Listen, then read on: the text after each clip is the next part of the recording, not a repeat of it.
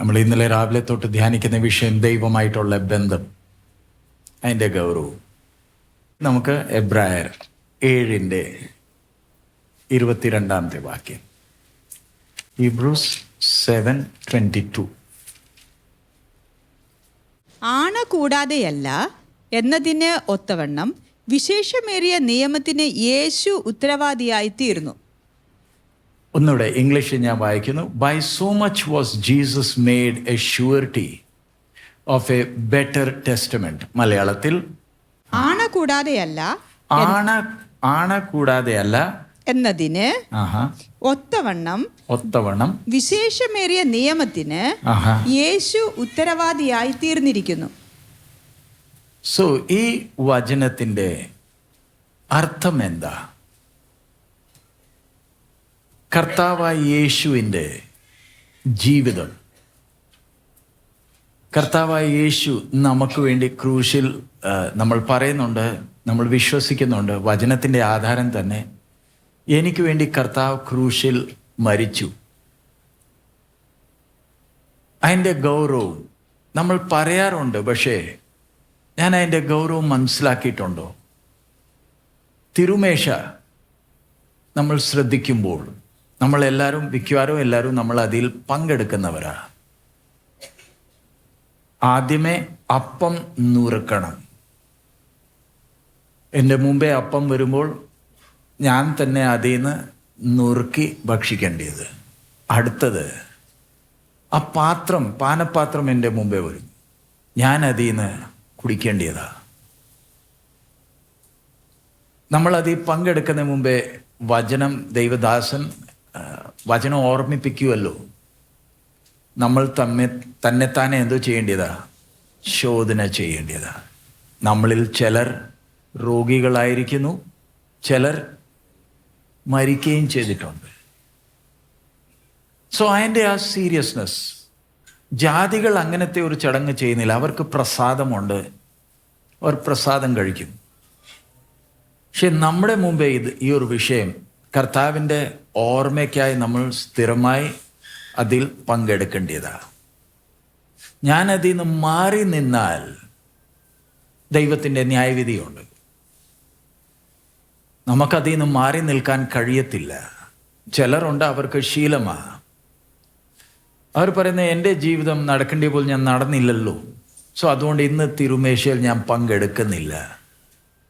എനിക്ക് ഇതിൽ നിന്ന് മാറിയിരിക്കാം, പക്ഷെ ഓർത്തോണം, പങ്കെടുക്കാത്തോണ്ട് അതിൻ്റെതായി തന്നെ ശിക്ഷയുണ്ട്. ഞാൻ അതിൽ നിന്ന് പങ്കെടുത്തില്ല എന്ന് പറഞ്ഞുകൊണ്ട് രക്ഷപ്പെടാൻ കഴിയത്തില്ല. നീ എന്താ എടുക്കാഞ്ഞത്? ഒരു ചോദ്യം. എടുക്കുന്നവരും ശ്രദ്ധിക്കേണ്ടതാ, എടുത്തില്ലെങ്കിലും ശ്രദ്ധിക്കേണ്ടതാ. നീ എന്താ എടുക്കാഞ്ഞത്? എന്താ കാരണം? അതിൻ്റെ എല്ലാത്തിൻ്റെ ആധാരം നമ്മൾ നോക്കിയാൽ നമ്മൾ സ്വയമേ വന്നവരല്ല. എന്നെ ഒരുവൻ സൃഷ്ടിച്ചതാ. ഞാൻ എടുക്കുന്ന ഈ ശ്വാസവും ദൈവം എനിക്ക് തന്നതാ. അതുകൊണ്ട് ഏറ്റവും ശ്രദ്ധിക്കേണ്ട വിഷയം ക്രിസ്തുവിൻ്റെ മരണം ഈ ലോകത്തിന് ശിക്ഷാവിധിക്ക് കാരണമായല്ലോ. ഒരു പാപം ഇല്ലാത്തവൻ, നിഷ്കളങ്കനായ ഒരുവനെ ക്രൂശിൽ കയറ്റിയ ആ മരണം, അതിൻ്റെ കണക്ക് നമ്മൾ കൊടുക്കേണ്ടിയവരാ. അതിന് ഉത്തരവാദികൾ നമ്മളാ. നമുക്കതിൽ നിന്ന് രക്ഷപ്പെടാൻ കഴിയത്തില്ലെന്നേ. സോ ഇവിടെ നമ്മൾ വായിച്ച വേദഭാഗം ഒന്നുകൂടെ വായിച്ചേ. ഞാൻ പിന്നെയും വായിക്കാൻ പറയുന്നത് ആ എഴുതിയേക്കുന്ന വാക്കിന്റെ ഗൗരവം മനസ്സിലാക്കാനാണ്. 22 വാക്യം. ആണ കൂടാതെയല്ല എന്നതിന് ഒത്തവണ്ണം വിശേഷമേറിയ നിയമത്തിന് യേശു ഉത്തരവാദിയായി തീർന്നിരിക്കുന്നു. സോ അതിൻ്റെ കൂടെ ചില വാക്യങ്ങൾ നമുക്ക് പിന്നെയും വായിക്കാം. യെശയ്യാ പ്രവചനം 54:10, ഐസയ 54:10. കുന്നുകൾ നീങ്ങിപ്പോകും, എങ്കിലും എൻ്റെ ദയ നിന്നെ വിട്ടുമാറുകയില്ല. എൻ്റെ സമാധാന നിയമം നീങ്ങിപ്പോകുകയുമില്ല. എന്ന് നിന്നോട് കരുണയുള്ള യഹോവ അരുളി ചെയ്യുന്നു. For the mountains shall depart, and the hills be removed, but my kindness shall not depart from thee, neither shall the covenant of my peace be removed, saith the Lord that hath mercy on thee. ഇവിടെ ദൈവത്തിൻ്റെ ആത്മാവ് ഉപയോഗിക്കുന്ന ഓരോ വാക്കുകൾ നമ്മൾ ശ്രദ്ധിക്കേണ്ടേ. പ്രാർത്ഥനയോട് നമുക്ക് ആ വചനം ഒന്ന് ശ്രദ്ധിക്കാം. എൻ്റെ ദയ എന്തോ ചെയ്യത്തില്ല, നിന്നെ വിട്ടുമാറുകയില്ല. നിന്നെ വിട്ടുമാറുകയില്ല. എൻ്റെ സമാധാന നിയമം, എൻ്റെ സമാധാന നിയമം നീങ്ങിപ്പോകുകയുമില്ല എന്ന് നിന്നോട് കരുണയുള്ള യഹോവ അരുളി ചെയ്യുന്നു. സോ ഇവിടെ ദൈവത്തിൻ്റെ ആത്മാവ് നമ്മളോട് സംസാരിക്കും. ആ ബന്ധം, ആ ബന്ധത്തിൻ്റെ പ്രത്യേകത. ഇപ്പം ജസ്റ്റ് ഒരു എക്സാമ്പിൾ പറയാം. ഞാനും എമി ഞങ്ങളുടെ കല്യാണം കഴിഞ്ഞു. ഈ ബന്ധം മരണം വരെ ഉള്ളൂ, നിത്യതയിലില്ല. ഇത് ഞാൻ നിത്യതയിൽ ചെന്ന് എമീനോട് പറയാനൊക്കത്തില്ല നീ എൻ്റെ ഭാര്യ. ഈ ബന്ധം എവിടെ വരെ ഉള്ളൂ? മരണം വരെ ഉള്ളൂ ഈ ബന്ധം. ഞാൻ അഥവാ മരിക്കുകയാണെങ്കിൽ എമിക്ക് വേറെ കല്യാണം കഴിക്കാൻ ഒക്കുവോ? പറഞ്ഞേട്ടെ. എമി മരിക്കുകയാണെങ്കിൽ എനിക്ക് വേറെ ഒരു വിവാഹം കഴിക്കാമോ? ഇല്ല. കഴിക്കാൻ ഒക്കുവോ? പറഞ്ഞേ. ഒരു ചോദ്യമാണ്. ഞാൻ മരിച്ചു, എമിക്ക് വേറെ ഒരു വിവാഹം കല്യാണം കഴിക്കാൻ ഒക്കുവോ? ഇല്ല. പറഞ്ഞേ. സഹോദരിമാർ പറഞ്ഞേ. ഇല്ലല്ലോ. കഴിക്കാമോ? ഇല്ല. സഹോദരന്മാർ പറഞ്ഞേ. പറഞ്ഞേ. എന്താ ഞാൻ ചോദിച്ച ആ സിമ്പിൾ ചോദ്യമില്ലയോ? അതിനെ മറുപടി തരാൻ എന്താ ഇത്ര പാട്? ഇന്ത്യയിൽ ഏറ്റവും പഠിത്തമുള്ള രാജ്യമാണ് കേരളം. എൻ്റെ ഭാര്യ മരിച്ചാൽ എനിക്ക് വേറെ ഒരു കല്യാണം കഴിക്കാമോ? കഴിക്കാമല്ലോ.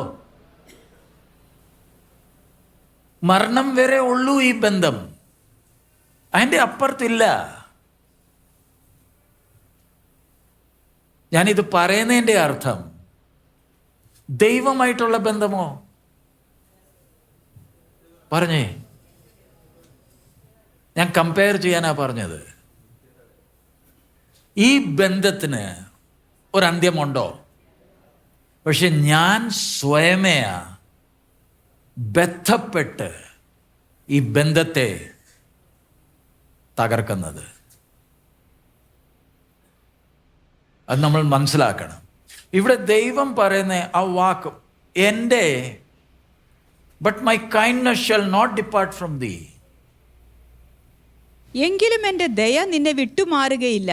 അതിൻ്റെ അടുത്തത് എൻ്റെ സമാധാന നിയമം നീങ്ങിപ്പോകുകയുമില്ല എന്ന് നിന്നോട് കരുണയുള്ള യഹോവ അരുളി ചെയ്യുന്നു. സമാധാനത്തിൻ്റെ നിയമം. ഈ ദൈവമായിട്ടുള്ള എൻ്റെ ഉടമ്പടി,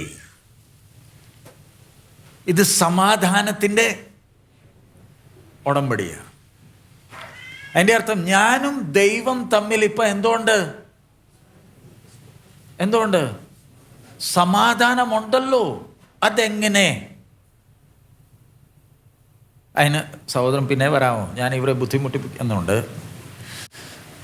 ഇത് ആദാമും ഞാൻ ദൈവവും. ഏദൻ തോട്ടത്തിൽ മൂന്നാമത്തെ ഒരാളുടെ ആവശ്യമുണ്ടോ? ഇല്ലല്ലോ. നല്ലപോലെ മനസ്സിലാക്കണം. ഏദൻ തോട്ടത്തിൽ ഞാനും ആദാം തമ്മിലുള്ള ബന്ധത്തിന് മൂന്നാമത്തെ ഒരു വ്യക്തിയുടെ ആവശ്യമില്ല. ക്രിസ്തുയുടെ ആവശ്യം ഇല്ല. ഒരു യാഗവും വേണ്ട. അങ്ങനത്തെ ബന്ധമായത് മനസ്സിലാകുന്നുണ്ടോ? മൂന്നാമത്തെ ഒരു വ്യക്തി ആവശ്യമില്ല. കരുണ വേണ്ട, ഒരു ദയം വേണ്ട. നീ പറയുന്നത് ഞാൻ ചെയ്തോളാം, ഞാൻ അനുസരിച്ചോളാം. എന്തോ കിട്ടും? പ്രതിഫലം എന്തുവാ? പറഞ്ഞേ. എൻ്റെ കൽപ്പന ആദാം അനുസരിച്ചാൽ പ്രതിഫലം എന്താ? നിത്യജീവൻ ഇല്ലയോ? ഇല്ലേ? എന്തോ ചെയ്താൽ മതി? പറയുന്നത് അനുസരിച്ചാൽ മതി. വേറെ ഒരുത്തൻ്റെ ഒരു ആവശ്യവും ഇല്ല. പക്ഷെ ഇനിയും വന്നേ, ഇതോ ഇത് നിൽക്കുന്നത് ആരാ? നമ്മൾ എബ്രായർ 7:22 വായിച്ചല്ലോ. നിൽക്കുന്നത് ആരാ? 7:22. ആണ കൂടാതെയല്ല എന്നതിന് ഒത്തവണ്ണം വിശേഷമേറിയ നിയമത്തിന് യേശു ഉത്തരവാദിയായി തീർന്നിരിക്കുന്നു. ഇതാരാ നിൽക്കുന്നേ? ഉത്തരവാദി, അല്ലെങ്കിൽ നമ്മുടെ ഭാഷയിൽ പറഞ്ഞാൽ എൻ്റെ ജാമ്യമാണ് നിൽക്കുന്നത്. ജാമ്യം പറയുമ്പോൾ മനസ്സിലാവുമോ? ആദാമിന് വേണ്ടി ആരാ നിൽക്കുന്നേ? ഒരു ജാമ്യം വന്നിക്കുക. സോ എനിക്ക് ഇന്ന് ആരുണ്ട്? എനിക്ക് പകരമായി ഒരുവൻ ജാമ്യമായി നിൽക്കുന്നോണ്ട് മാത്രമാ ഞാനും ദൈവം തമ്മിലുള്ള സമാധാനം. ഒന്നുകൂടെ മനസ്സിലാക്കിയോണം. ഞാൻ ഇന്ന് ദൈവസന്നിധിയിൽ ഇരുന്ന് പ്രാർത്ഥിക്കുമ്പോൾ ഈ ജാമ്യക്കാരൻ്റെ പേരല്ലയോ എടുക്കുന്നത്? ആണോ? ഈ പേരെടുക്കാതെ എനിക്ക് പ്രാർത്ഥിക്കാൻ കഴിയുമോ? ഒന്ന് ചിന്തിച്ചേ. എനിക്ക് വേണ്ടി ജാമ്യം നിൽക്കുക. ഈ വ്യക്തിയെ നോക്കിക്കൊണ്ട ഇവനിൽ ഞാൻ പ്രസാദിക്കുന്നു എന്ന് ശബ്ദം കേട്ടോ? പറഞ്ഞേ, കേട്ടല്ലോ. ഇവനിൽ ഞാൻ പ്രസാദിക്കുന്നു. ഒരു പാപമില്ലാത്തവൻ എനിക്ക് വേണ്ടി പ്രായശ്ചിത്തമായോ? പ്രായശ്ചിത്തം പറയുമ്പോൾ നമ്മൾ അതുകൊണ്ടാ ചിലരുണ്ട് ദൈവസന്നിധിയിലിരുന്ന് പ്രാർത്ഥിക്കുന്ന കേട്ട് കഴിഞ്ഞാൽ പേടി വരുന്നേ. എത്ര അധികാരത്തോടെയാ ദൈവത്തോടങ്ങ് സംസാരിക്കുന്നത്. അനുഗ്രഹിക്കണമേ, ആരോടാ സംസാരിക്കുന്നേ? ഈ ജാമ്യക്കാരനൊന്ന് മാറിയാൽ ഈ അധികാരം എവിടെ നിന്ന് വന്നു? കൃപയാലില്ലയോ? ആണോ? ഇത് നമ്മൾ മരണം വരെ മറക്കല്ലേ. അതുകൊണ്ടാ എന്നെ ഓർത്ത് കൊള്ളണമെന്ന് തിരുമേശയിൽ എപ്പോഴും പറയുന്നത്. നമ്മൾ ആ മേശ മാത്രമേ കാണുന്നുള്ളൂ. ആ മേശ ഓർമ്മിപ്പിക്കുന്നത് ആരെയാ? നമുക്ക് വേണ്ടി ജാമ്യമായി ഒരുവൻ നിന്നതാ. ഇദ്ദേഹത്തിന് നിൽക്കേണ്ട ഒരാവശ്യവും ഇല്ല, ഒരാവശ്യവുമില്ല. സോ ഇവിടെ നമ്മൾ ദൈവമായിട്ട് എനിക്ക് എന്തോ ആ ബന്ധം ഇവിടെ നമ്മൾ യെശയ്യാവിൽ വായിച്ചല്ലോ. സമാധാനത്തിൻ്റെ നിയമം. ഇനിയും ഞാനുമായി ദൈവത്തിന് എന്തോ ഉണ്ട്? ക്രിസ്തുവിലായതുകൊണ്ട് എനിക്ക് എന്തോ ഉണ്ട്? സമാധാനമുണ്ടോ? പ്രാഗൽഭ്യത്തോടെ ദൈവസന്നിധിയിൽ പോകാമോ? സംസാരിക്കാമോ? ഇനി അനുഗ്രഹം വേണോ? പറഞ്ഞേ, അനുഗ്രഹമാണോ? ഇന്ന് നീ നിൽക്കുന്നത് എൻ്റെ കൃപയാ. നമുക്ക് ഒരു അനുഗ്രഹത്തിൻ്റെ പുറത്ത് എന്തോ ഇല്ല, ഒരു അവകാശവും. ഇത് പറയുമ്പോൾ ചിലർക്ക് ഇഷ്ടപ്പെടത്തില്ല. ഇന്ന് നമ്മളായിരിക്കുന്നത് ക്രിസ്തു നിമിത്തം. അതെപ്പോഴും ഓർത്തോണം. നമ്മൾ സ്നാനപ്പെട്ടതാ. സ്നാനം ദൈവത്തിൻ്റെ എന്താ? കൽപ്പനയാണോ? സ്നാനപ്പെടണമെന്ന് എന്താ? ഇന്ന് ചിലർ പറയുന്നു സ്നാനപ്പെടുന്നില്ല. സിമ്പിൾ ഒരു ചോദ്യം, എന്താ? ഇപ്പൊ എമിയും ഞാൻ എൻ്റെ എക്സാമ്പിൾ യൂസ് ചെയ്യാം. എമി എന്നോട് പറയാ, അല്ലെ ഞാൻ പറയാ, എമി നമുക്ക് ഒന്നിച്ച് ജീവിക്കാന്നേ, ഒന്നിച്ച് ജീവിക്കാം. എന്നാൽ എമി പറയുന്നത് നമുക്ക് കല്യാണം നടത്താമല്ലോ. കല്യാണം വേണ്ട. നമുക്ക് എന്തോ വേണ്ട? കല്യാണം വേണ്ട. ഇന്ന് നമ്മൾ കാണുന്നേ ഉണ്ടല്ലോ ലിവ് ഇൻ റിലേഷൻഷിപ്പ്. ഒരു ബാധ്യത കൂടാത്ത ഒരു ബന്ധം. ഒന്നിച്ച് താമസിക്കുക, ചെറുക്കനും പെണ്ണ് ഒന്നിച്ച് താമസിക്കുക. വീട്ടിൽ പറഞ്ഞേക്കാം ഞാൻ ബാംഗ്ലൂരിൽ അല്ലെ ബോംബെ ജോലി ചെയ്യുക. പക്ഷെ അവിടെ ചെന്ന് കാണുമ്പോൾ വേറെ ഒരുത്തൻ അല്ലെ ഒരുത്തിയുടെ കൂടെ എന്താ കല്യാണം കഴിച്ചിട്ടില്ല. കാരണം ബാധ്യത ഒന്നുമില്ലല്ലോ. ഇന്ന് ഇങ്ങനത്തെ കുറേ പേരുണ്ട്, ക്രിസ്തുവിൽ വിശ്വസിക്കുന്നുണ്ട്, പക്ഷേ സ്നാനത്തിൻ്റെ വിഷയം വരുമ്പോൾ അവർക്ക് ഒത്തിരി എക്സ്ക്യൂസ് ഉണ്ട്. ഭർത്താവ് സമ്മതിക്കുന്നില്ല, ഭാര്യ സമ്മതിക്കുന്നില്ല, മക്കൾ സമ്മതിക്കുന്നില്ല. ഇവരെല്ലാവരുടെ സമ്മതം കഴിഞ്ഞിട്ടാണ് സ്നാനം. ഞാൻ സ്നാനപ്പെടണമെങ്കിൽ ഭർത്താവിൻ്റെ അനുവാദം വേണോ? ഒരു ചോദ്യമാണ്. വേണോ? സ്നാനപ്പെടാൻ ഭാര്യയുടെ അനുവാദം വേണോ? അത് ഞാനും ദൈവം തമ്മിലുള്ള ബന്ധമായി. ഇതിൽ ഭർത്താവിനും ഭാര്യയ്ക്ക് ഒരു അനുവാദം തരേണ്ട ആവശ്യം ഇല്ല. ഭർത്താവിൻ്റെ അനുവാദം വേണോ? എനിക്ക് വേണ്ടി ഒരുവൻ മരിച്ചതാ, അവൻ്റെ മരണത്തോടെ ഏകീഭവിക്കാൻ ഭർത്താവിൻ്റെ അനുവാദം വേണോ? വേണ്ട. ദൈവം ഞാൻ തമ്മിലുള്ള ബന്ധത്തിൽ മൂന്നാമത്തെ വേറെ ആർക്കും വരാൻ അനുവാദമില്ല. എനിക്ക് കൽപ്പന അനുസരിക്കാൻ പൂർണ്ണ മനസ്സില്ലാത്തതുകൊണ്ട് ഞാൻ എന്തു പറയാ അനുവാദം. നീ സ്നാനപ്പെടണ്ടാന്നേ നിർബന്ധമില്ല, വേണ്ട.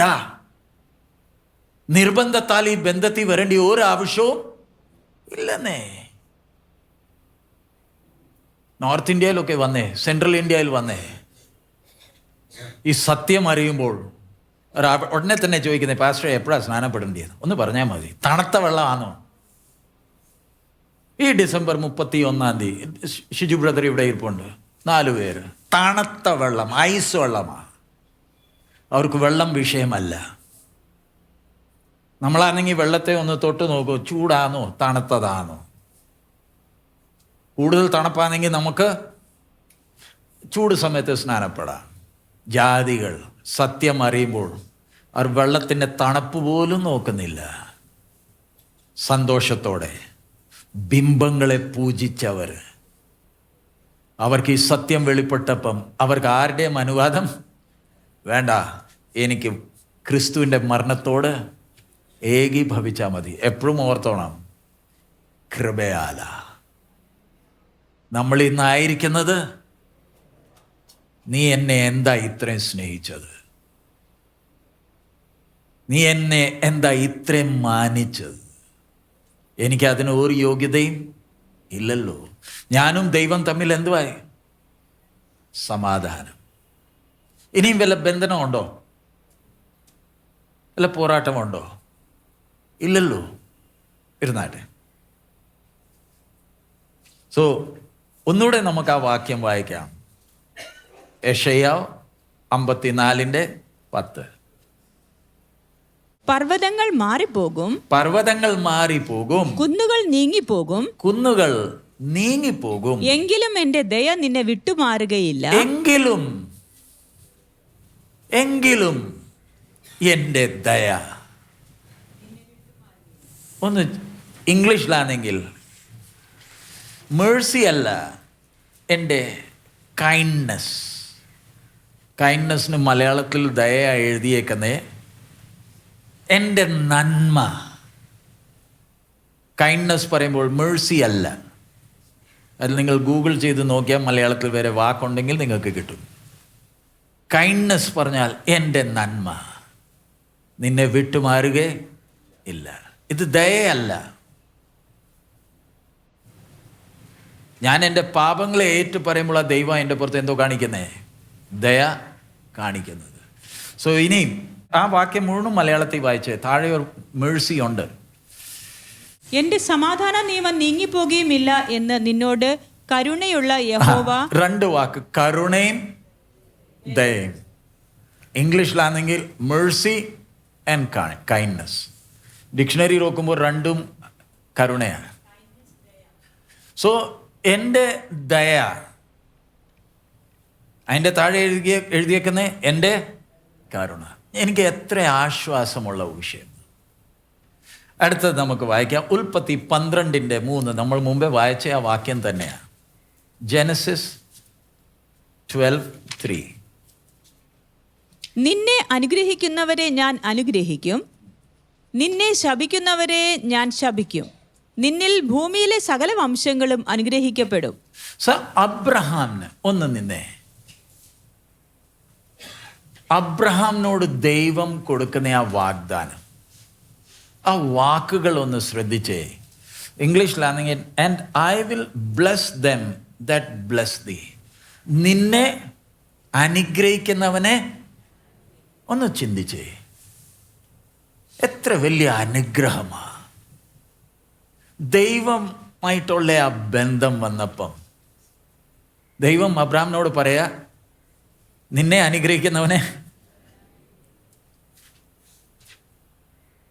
ഞാൻ പ്രാർത്ഥിക്കുന്നു ദൈവാത്മാവ് അതിൻ്റെ ആ ഗൗരവം, ആ ക്രിസ്തീയ ജീവിതത്തിൻ്റെ ആ സന്തോഷം നമുക്ക് വാക്കുകളിൽ എത്ര ശ്രമിച്ചാലും വിവരിക്കാൻ കഴിയത്തെ. നിന്നെ അനുഗ്രഹിക്കുന്നവനെ ഞാൻ നീ അനുഗ്രഹിക്കണ്ട, ഞാൻ അനുഗ്രഹിച്ചോളാം. നീ ഒരു കാര്യം ശ്രദ്ധിച്ചാൽ മതി, ഞാൻ പറയുന്നത് അനുസരിച്ചാൽ മതി, ഇത്രേ ഉള്ളൂ. നിന്നെ ആരൊക്കെ അനുഗ്രഹിക്കുന്നോ അവനെ ഞാൻ അനുഗ്രഹിക്കുന്നേ.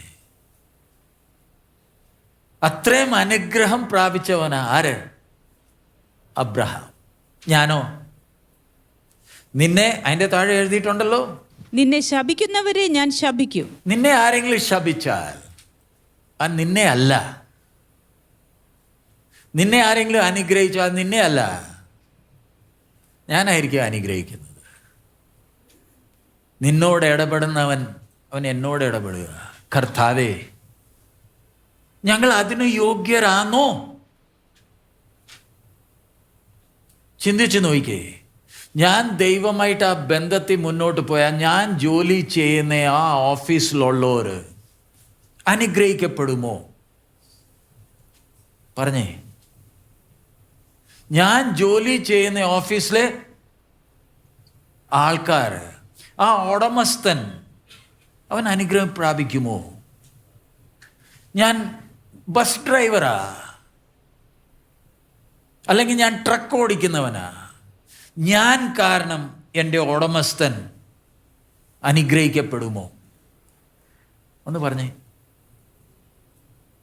ഞാൻ കാരണം തൃശ്ശൂർ അനുഗ്രഹിക്കപ്പെടുമോ? പറഞ്ഞേ. എൻ്റെ ബന്ധക്കാരെ അനുഗ്രഹിക്കപ്പെടുമല്ലോ. ഇന്ന് അബ്രഹാം മനുഷ്യർക്ക് അനുഗ്രഹമായി തീർന്നോ? ഒരു മനുഷ്യൻ. ആ വ്യക്തിയുടെ പ്രത്യേകത എന്തായിരുന്നു? ദൈവം എന്തോ പറഞ്ഞോ അതങ്ങനെ തന്നെ. ഞാൻ എത്ര അനുഗ്രഹിക്കപ്പെട്ടവനാ. ഇതറിയാത്ത വ്യക്തി എന്തോ പറഞ്ഞുകൊണ്ടിരിക്കുക. ദൈവത്തിന് 10 രൂപ കൊടുത്താൽ ദൈവം എത്ര തരും? കലക്കി കുലുക്കി. ദൈവത്തിന് ഈ പണിയേ ഉള്ളൂ. ഇപ്പം കുലുക്കാനും അമർത്തി തരാൻ ഈ പണിയേ ഉള്ളൂ. ഞാൻ ദൈവത്തെ നോക്കുന്നത് എങ്ങനെ? ഞാൻ എത്ര പേർക്ക് അനുഗ്രഹത്തിൻ്റെ കാരണം. പക്ഷേ ആ ദൈവവുമായിട്ടുള്ള ബന്ധം ഒന്ന് തെറ്റിയാൽ അതിനൊരു നിഴല്. യോന ബാക്കി പിടികിട്ടിയല്ലോ. അദ്ദേഹത്തെ മുമ്പേ തന്നെ അങ്ങ് എറിഞ്ഞായിരുന്നെങ്കിൽ ആ കപ്പലിലുള്ളവർ എന്തുവാ ചിന്തിക്കുന്നേ? ഈ ബാധ ഞങ്ങൾ മുമ്പേ തന്നെ എറിഞ്ഞായിരുന്നെങ്കിൽ ഞങ്ങളുടെ എത്ര സമ്പത്ത് നമുക്ക്, എനിക്ക് മറ്റവർക്ക് അനുഗ്രഹമാകാം, മറ്റവർക്ക് വേണ്ടി തലവേദനയും ആകാം. ഞാൻ കാരണം ഇവരുടെ സ്വത്ത് മുഴുവൻ എവിടെ? കപ്പലിലുള്ള സാധനം എവിടെ? ഇവനെ എറിഞ്ഞു കൊടുങ്കാറ്റ്. അന്നേരം ഇവരൊക്കെ നോക്കുന്നത്, ഇവരുടെ നോട്ടം എങ്ങനെയായിരിക്കും?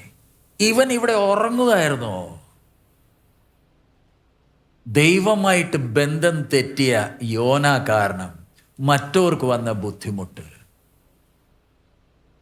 ഞാനും ദൈവം, നമ്മളിവിടെ ഇന്ന് ഉച്ചയ്ക്കായിരിക്കുന്നത് എത്ര പേർക്ക് ഞാൻ ഒരു അനുഗ്രഹത്തിൻ്റെ കാരണമാകാം? അതിന് ഒരു കാര്യം ചെയ്താൽ മതി. എൻ്റെ കർത്താവ് പറയുന്നത് അനുസരിച്ചങ്ങ് പോയാൽ മതി. അടുത്തത് നമുക്ക് വായിക്കാം. സങ്കീർത്തനം 119 verse 63. 119:63. നിന്നെ ഭയപ്പെടുകയും നിന്റെ പ്രമാണങ്ങളെ അനുസരിക്കുകയും ചെയ്യുന്ന എല്ലാവർക്കും ഞാൻ കൂട്ടാളിയാകുന്നു. ഇംഗ്ലീഷിലാണെങ്കിൽ I am a companion of all them that fear thee and of them that keep thy precepts. മലയാളത്തിൽ നിന്നെ ഭയപ്പെടുകയും നിന്റെ പ്രമാണങ്ങളെ അനുസരിക്കുകയും നിന്റെ പ്രമാണങ്ങളെ അനുസരിക്കുന്നവരെ ചെയ്യുന്ന എല്ലാവർക്കും ഞാൻ കൂട്ടാളിയാകുന്നു. ഇംഗ്ലീഷിലാണെങ്കിൽ പ്രിസെപ്റ്റ്സ് പറഞ്ഞാൽ ദൈവത്തെ ഭയപ്പെട്ടാൽ മാത്രം പോരാ. നമ്മളിപ്പം ദൈവമായിട്ട് ക്രിസ്തു മുഖാന്തരം നമുക്ക് ആ കിട്ടിയ ബന്ധം, ആ ഉടമ്പടിയുടെ ഗൗരവം നമ്മൾ മനസ്സിലാക്കണം. ഞാൻ ദൈവത്തെ ഭയപ്പെട്ടാൽ മാത്രം പോരാ, ദൈവത്തിൻ്റെ മനസ്സറിഞ്ഞിട്ട് വേണം ഞാൻ നടക്കേണ്ടത്. പഴയ നിയമ ഭക്തൻ മോശയൊക്കെ നടന്നത്, അവരുടെ ആ കാലത്തിൽ ഓരോരുത്തർ നടക്കുന്നത് എന്താ? അവരുടെ ജീവിതത്തിൽ എന്തോ ഉണ്ട്? ഒരു ഭയമുണ്ട്.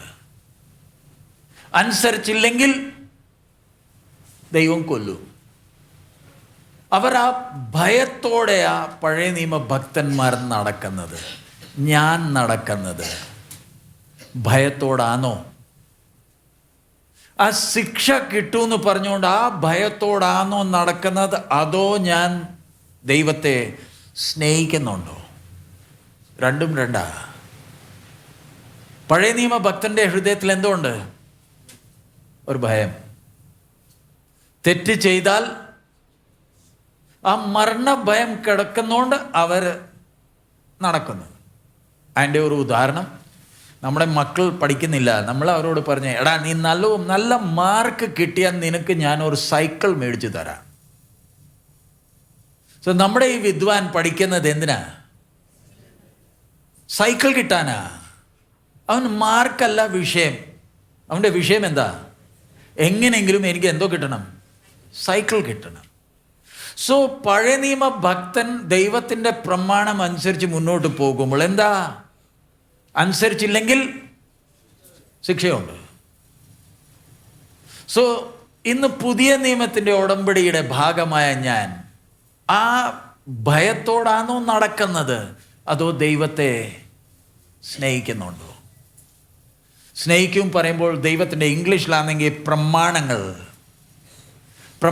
പറഞ്ഞാൽ മലയാളത്തിൽ പ്രമാണം, ഇംഗ്ലീഷിലാണെങ്കിൽ പ്രിസെപ്റ്റ്സ്. ആ നിയമം കൊടുത്തേക്കുന്നതിൻ്റെ പുറയിലുള്ള ആശയം മനസ്സിലാക്കി വേണം പുതിയ നിയമ ഭക്തൻ നടക്കേണ്ടത്. നിയമമല്ല, ആ നിയമത്തിൻ്റെ പുറയിലുള്ള ആശയം.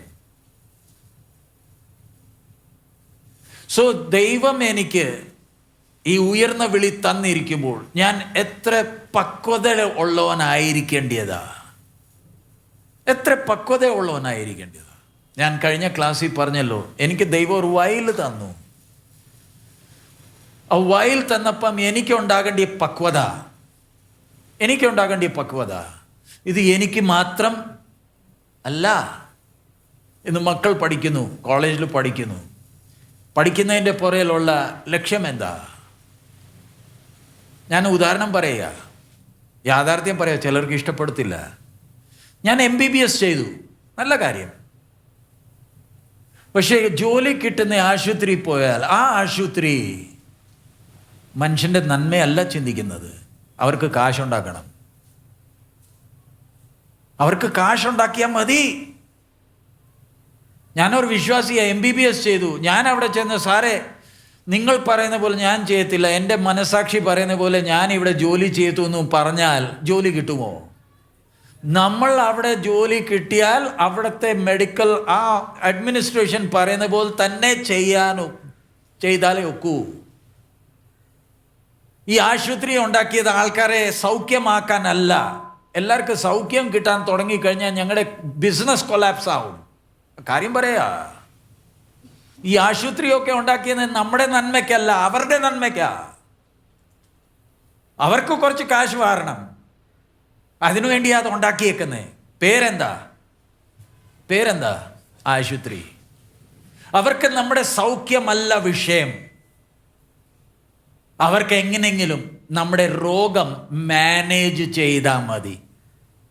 സൗഖ്യമാക്കുന്നതും മാനേജ് ചെയ്യുന്ന രണ്ടും രണ്ടാ. നമുക്ക് പൂർണ്ണ സൗഖ്യം തരാൻ മരുന്നുണ്ട്. അത് തന്നാൽ പിന്നെ നാളെ നമ്മൾ തിരിച്ചു പോകത്തില്ലല്ലോ.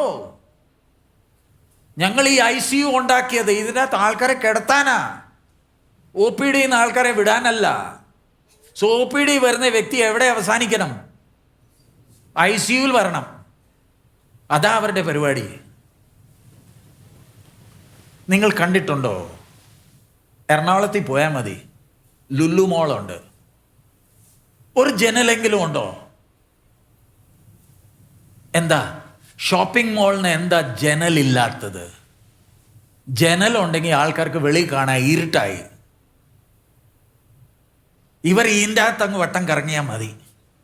ഈ ഉള്ള സാധനങ്ങളെല്ലാം മേടിച്ചിട്ട് പോയാൽ മതി.